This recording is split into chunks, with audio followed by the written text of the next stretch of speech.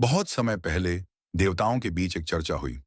सभी देवता सोचने लगे, जब कोई यज्ञ, पूजा या मांगलिक कार्य होता है, तो सबसे पहले किसकी पूजा होनी चाहिए? यह प्रश्न इतना गंभीर था कि देवताओं ने स्वयं भगवान शंकर और माता पार्वती के सामने यह विषय रखा। शंकर जी ने मुस्कुराकर कहा, इस प्रश्न का उत्तर समय और बुद्धि की परीक्षा से ही मिलेगा। फिर उन्होंने एक प्रतियोगिता रखी। प्रतियोगिता का नियम यह था, जो देवता पूरे त्रिलोक, पृथ्वी, आकाश और पाताल का सबसे पहले चक्कर लगाकर लौट आएगा, उसी की पूजा सबसे पहले की जाएगी। जैसे ही शंकर जी ने संकेत किया, सभी देवता अपने अपने वाहन पर सवार होकर तेजी से उड़ चले।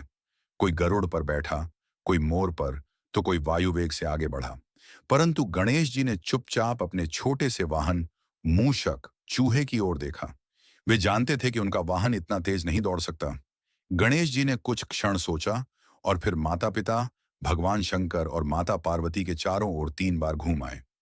सभी देवता थक हार कर बहुत देर बाद लौटे और गर्व से बोले, हमने तीनों लोक का चक्कर लगा लिया, अब गणेश जी कहाँ हैं? तभी देखा कि गणेश जी पहले से शांत भाव से बैठे हैं। शंकर जी ने पूछा, गणेश, तुमने यात्रा क्यों नहीं की?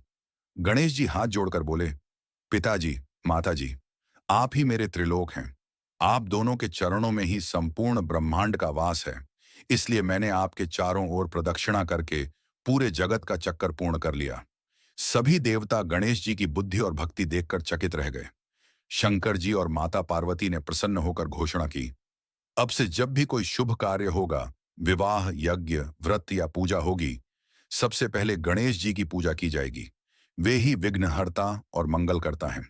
इसी कारण आज भी हर पूजा, हर शुभ कार्य और हर आरंभ में श्री गणेश जी का नाम लेकर आरंभ किया जाता है। उन्हें विघ्न विनाशक और प्रथम पूज्य कहा जाता है।